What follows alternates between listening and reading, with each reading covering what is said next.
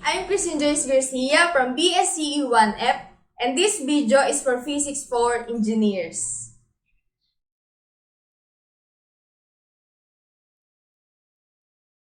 So sa nakaraang video, ang pinag-usapan natin ay projectile motion with zero launch angle. Pero ngayon na pag-uusapan na natin ay projectile motion with general launch angle. A projectile case that is launched at an arbitrary angle with respect to the horizontal. So magkakaroon na ng arbitrary angle sa pagitan ng initial velocity o ng starting motion at sa horizontal. So ang ating angle theta will be non-zero. Magkakaroon na ng value ang ating angle ngayon. So ito yung ating unang figure. Projectile motion has an initial velocity at meron siyang angle. So ito yung ating V sub O at ito yung ating angle. Hindi siya ni-launch horizontally at hindi rin siya ni-launch vertically. And since yung projectile motion natin ay starts from the origin, ang ating initial x and y position is equals to 0. So para naman sa ating component ng initial velocity, madedetermine natin yon using this second figure. So para makuha yung component ng initial velocity, ito yung formula na ating gagamitin. V sub O sub x equals V sub O cosine theta. Para naman sa V sub O sub y is equals to V sub O sin theta. So magbigay tayo dito ng example. For example, yung angle natin is equals to 0. Ang ating V sub O sub x is directly equals to V sub O dahil ang cosine 0 is equals to 1. Ang ating naman V sub O sub y is equals to 0 dahil ang ating sin 0 is equals to 0.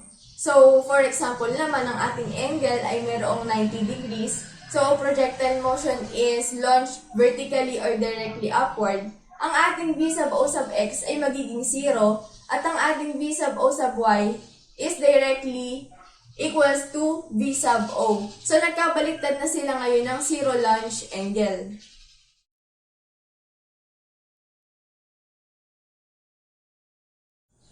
So, ito yung mga formular equation na gagamitin natin para sa general launch angle. Para sa x component, meron tayong tatlo. V sub x equals V sub O cosine theta. X equals V sub O cosine theta multiplied by time. At panghuli, V sub x squared equals V sub O squared cosine squared theta. Para naman sa ating y component, meron din tayong tatlo. V sub y equals V sub O sin theta minus gt. Y equals V sub O sin theta multiplied by time minus 1/2 gt squared. At ang panghuli, V sub y squared equals V sub O squared sin squared theta minus 2g delta y. So ito yung anim na equation na gagamitin natin para sa general launch angle.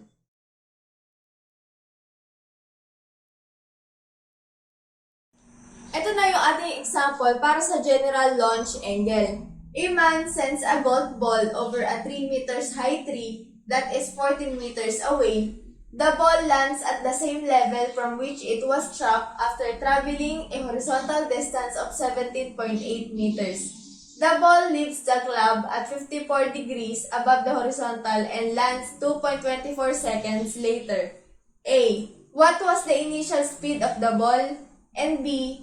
How high was the ball when it passed directly over the tree?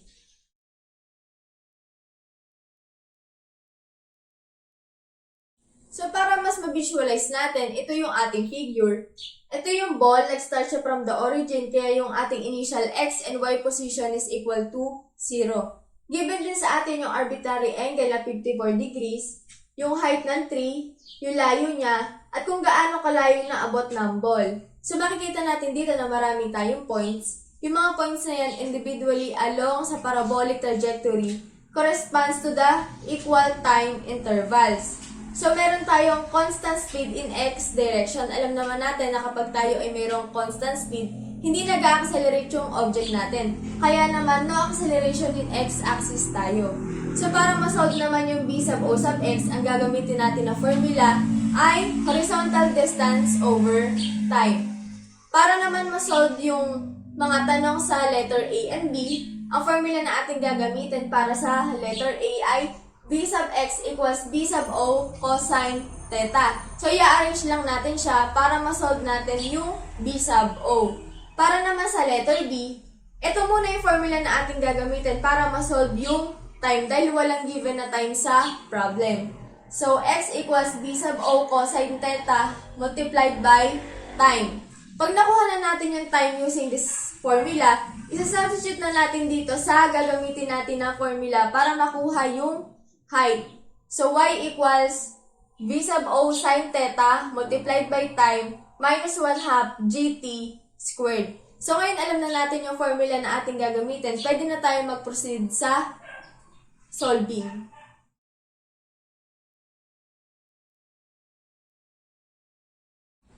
So, ngayon isa-solve na natin yung letter A na ang hinahanap ay initial speed or velocity. So, ito yung formula na ating gagamitin. B sub x equals B sub O cosine theta. So, mamaya i-arrange lang natin siya dahil ang hinahanap natin dito ay yung B sub O. So, bago yun, kailangan muna natin hanapin yung B sub x. So, using simple formula for velocity, d over t. So, yung ating distance ay 17.8 meters. Yung ating time ay 2.24 seconds. So, by calculating, ang ating B sub x ay 7.95 meters per second. So, para masolve na natin yung B sub O, i-arrange na natin yung formula na to.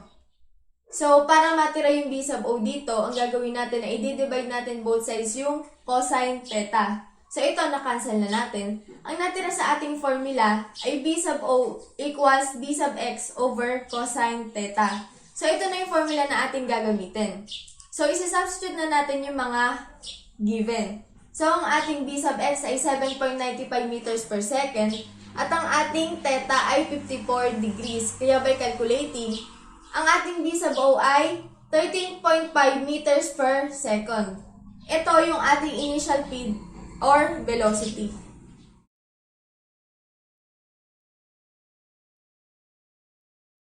So, ngayon, sasolve na natin yung letter B. Na ang hinahanap ay kung gaano daw ba kataas yung bola nung nasa tapat na siya ng 3. So, ito yung formula na ating gagamitin. Kukunin muna natin yung time using this formula. X equals B sub O cosine theta multiplied by time. So, i-arrange muna natin yung formula na to. Ang gagawin natin na step ay di-divide natin both sides yung B sub O cosine theta. So, ito nagawa na natin, na-cancel na. Kaya ang formula sa ating natira ay T equals X over B sub O cosine theta. So, ngayon nahanap na natin yung formula para sa time. Isa-substitute na natin yung mga given ngayon. So, ang ating X ay 14 meters, ang ating B sub O ay 13.5 meters per second, at ang ating angle ay 54 degrees. So, by calculating, ang ating time ay 1.76 seconds. So, yung time na to, isa-substitute na natin sa formula para makuha na natin yung height. So, ito yung formula natin. Ang ating B sub O ay 13.5 meters per second. Ang ating angle ay 54 degrees. Ang ating time ay 1.76 seconds. Ang ating gravity ay 9.81 meters per second squared. At ang ating time ulit ay 1.76 second squared. So, by calculating, using this formula, ang ating y ay equals to 4.03 meters. So, 4.03 yung taas nito from the ground.